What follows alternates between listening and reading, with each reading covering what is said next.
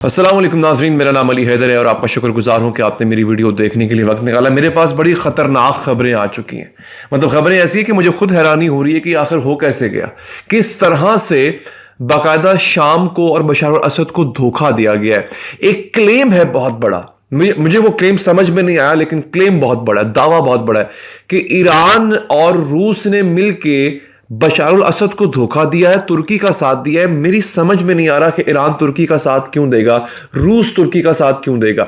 इस खबर की डिटेल मेरे पास है, वो मैं आपको बता दूंगा कि आखिर ये क्लेम किसने किया है, कैसे किया है और कड़ियां कैसे मिलाई गई हैं, कि क्यों ईरान ने अगर ऐसा किया है तो क्यों किया है। इस पर मैं इंशाल्लाह आपको डिटेल दूंगा। अच्छा, अब अगली जो इंपॉर्टेंट चीज है वो ये है कि ऐलान किया है ये बेंजामिन नेतन्याहू ने, इसराइल ने, कि अगली रिजीम चेंज वो ईरान में होगी। अच्छा, अब ये कर क्या रहे हैं? ये बाकायदा तौर पे मुल्कों पे हमला नहीं कर रहे, ये मुल्कों के अंदर रिवॉल्ट पैदा कर रहे हैं, बगावत पैदा कर रहे हैं।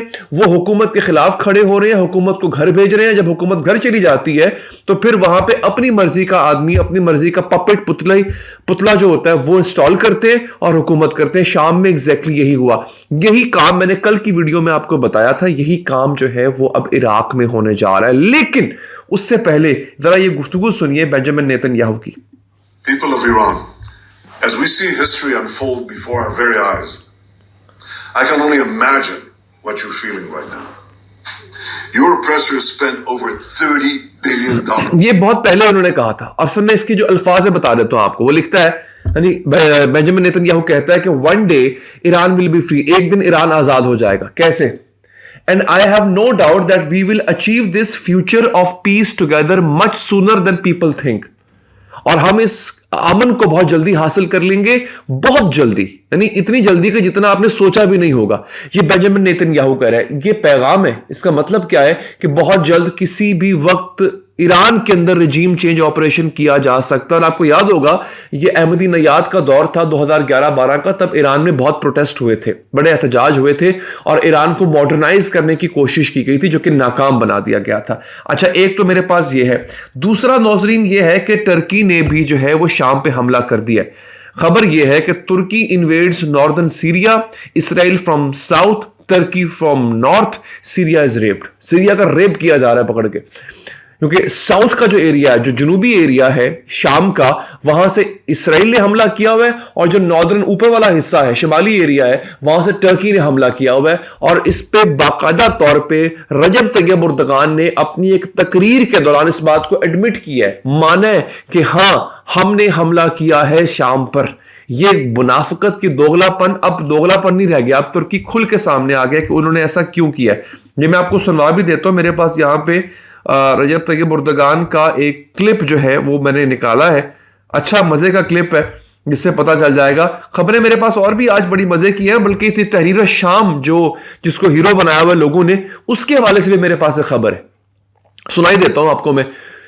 तहरीर शाम ने, यानी ये जो बागी हैं शाम में, जिन्होंने असद को घर भेजा है, इन्होंने ऐलान किया है कि जितने भी फलस्तीनी मज़ाहमतकार गिरोह, रेजिस्टेंस ग्रुप्स जो फलस्तीन के शाम में काम कर रहे हैं, देखिए गजा के अंदर जो है ना वो शाम जो फलस्तीनी ग्रोह हैं, रेजिस्टेंस ग्रुप्स हैं, वो ऑपरेट नहीं कर सकते।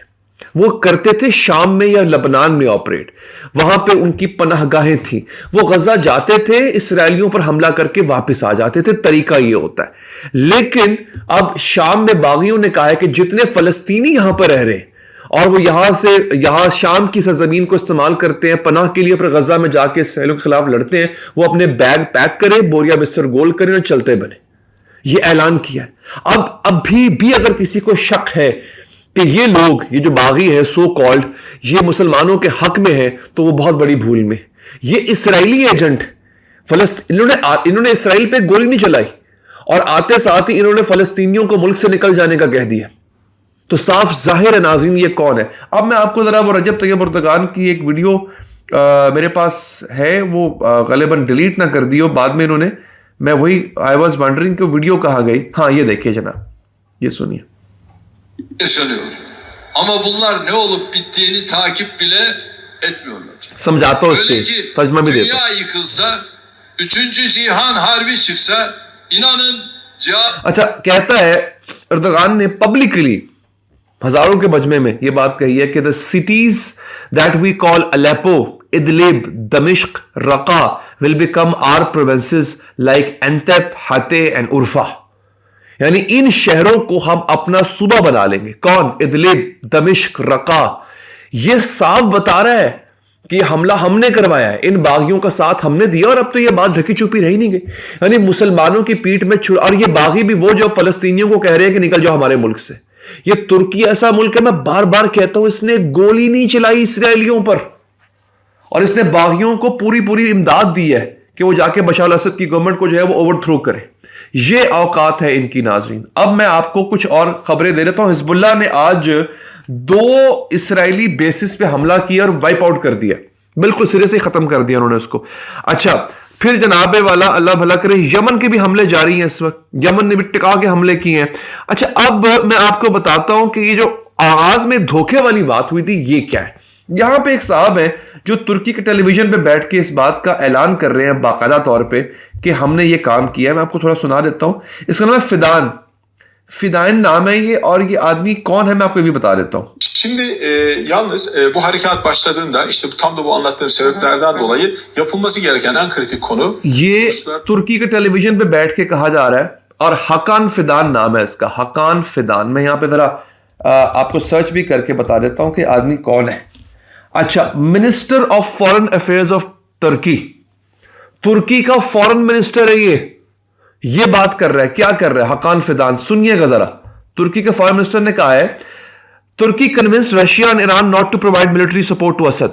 ترکی نے روس اور ایران کو کنونس کیا کہ جب بشار الاسد پہ شام پہ حملہ ہوگا تو آپ نے بشار الاسد کی مدد نہیں کرنی ہے. کس کو کنونس کیا؟ ایران کو اور ترکی کو. کیسے کنونس کیا یہ نہیں مجھے پتا. آگے کیا ہوا؟